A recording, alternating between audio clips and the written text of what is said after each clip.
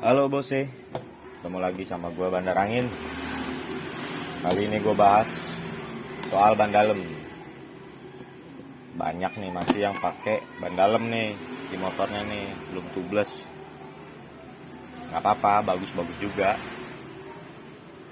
Nah kan kalian misalnya kalau lagi nambel ban nih, suka disuruh ganti sama abang tambel bannya. Ini udah jelek nih ban dalemnya, ganti aja misalnya. Nah gue bakal kasih tahu faktor-faktor yang harus dilihat nih, harus ganti atau enggak ban dalamnya, jadi nggak salah paham gitu. Karena kebanyakan masih ada stigma orang masih bagus kok disuruh ganti, nggak juga. Nah ini gue kasih tahu nih sama kalian. Pertama, tambelan ini lebih dari 3 atau 4. Misalnya udah bocor lagi nih, jadi ini tambalan yang kelima atau yang keenam, itu tuh ban dalamnya udah nggak bakal awet. Lebih baik ganti kalau kalian punya uang. Nah yang kedua, ban dalam kalian nih udah tipis. Nah, kenapa bisa tipis begini? Pertama, faktor pemakaian kalian udah lama. Dari ban luar pun ngaruh. Misalnya dari ban luar tapi sisi dalamnya ya, di ban luar itu dalamnya itu benangnya itu udah ke kopek istilahnya, kebuka, jadi kegesek lah ini. Karena kan ban kalau muter itu kan panas ya, inilah yang mengakibatkan si ban dalam ini jadi tipis begini di bagian sini. Kalau misalnya ban kalian ini udah tipis begini terus ditambah lagi nih seperti ini, kemungkinan buat bocor di bagian sini, di sisi ujung yang ini ya. Mana burem nih. Nah, di bagian ujung ini itu bakal ini. Nah ini dia udah bocor nih. Kelihatan nggak sih bolong di ujung? Nah, itu udah bocor. Ini juga udah bocor. Jadi kalau untuk sementara nggak apa-apa ditambal. Misalnya kalian lagi nggak megang uang atau lagi cekak dananya, ya udah tambal aja. Tapi kalau bisa usahain nanti ganti, karena ini bakal merembet semua nih ke sini. Karena sisi bagian sini tuh udah kekikis, udah tipis. Nah, faktor kedua itu udah kita bahas nih, yang tipis. Faktor ketiga itu kalau tambalan kalian itu bocornya itu lebih dari 1 cm. Misalnya kena plat atau kena bekas pisau karter, kan ada tuh kadang ketusuk. Jadi bocornya itu bukan titik paku,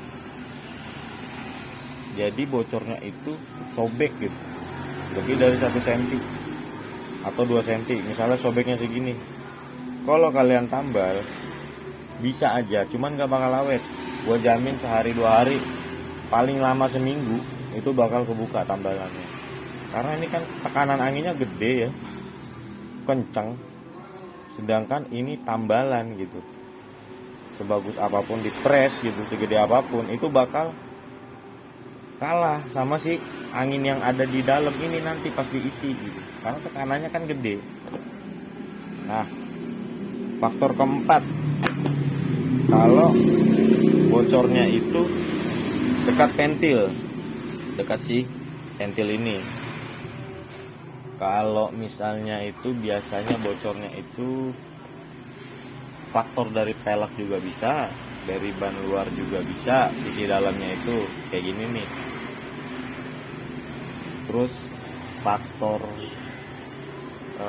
misalnya kalian banyak bocor nih, pas bocor kalian tahu di depan tuh nggak jauh lagi ada tukang tambal ban, tapi kalian naikin tuh motor, kalian paksa jalan, akibatnya bisa kejepit kayak ini kejepit nih 2 biji.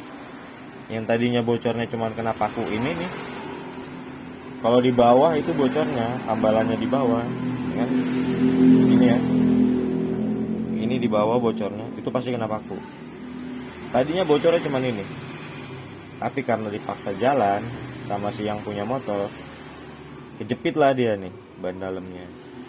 Jadi bagian sini bocor, sini pun bocor. Nah ini bekas kejepitnya masih kelihatan. Bagian ini kejepit, ini kejepit, ini kejepit. Yang ini kepentok sama si jari-jari.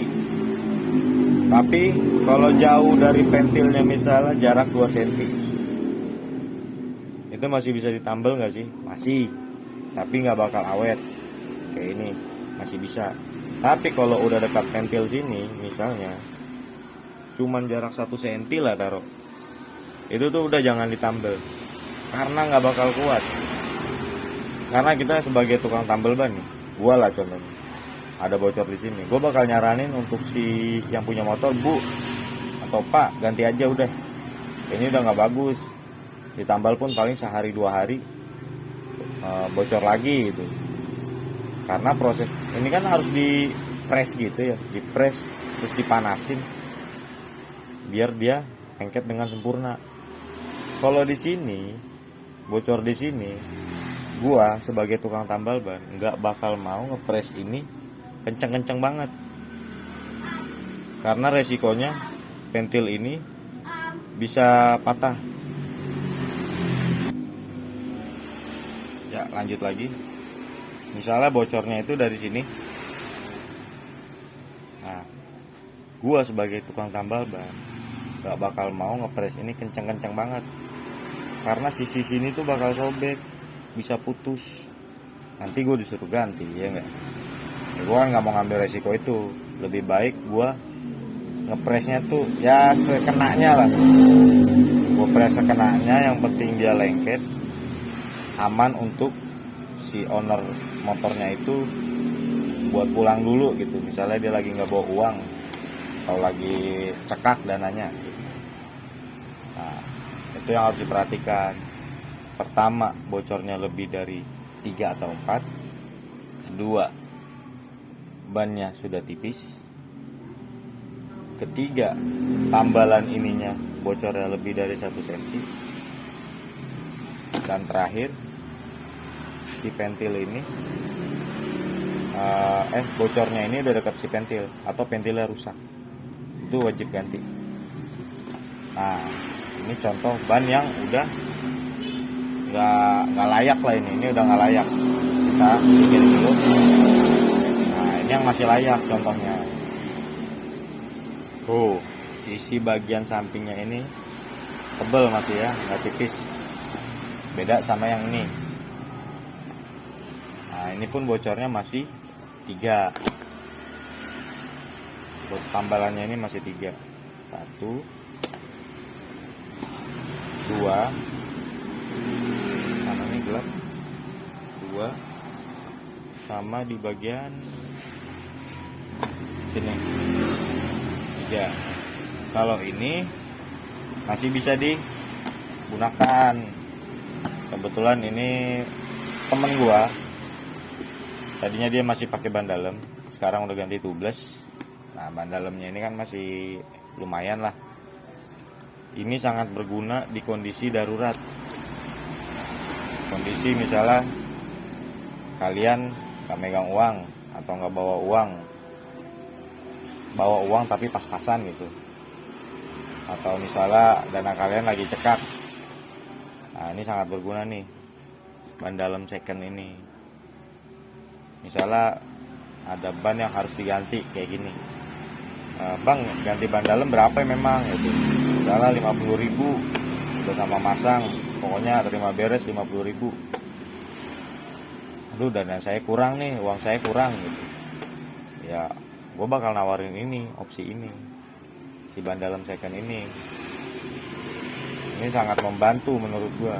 Jadi kalau ada ban dalam second yang sekiranya masih layak, kalau itu udah nggak layak ya, itu udah nggak kepake. Sekiranya ini masih layak, ini bakal gue simpen. Bakal nanti ada konsumen yang misalnya nggak bawa uang atau uangnya pas-pasan gitu. Sama misalnya ada ban tubeless nih, kondisi ban tubeless, tapi udah banyak tubelessannya gitu. udah nggak bisa ditubles lah, udah nggak bagus, nggak bakal kuat.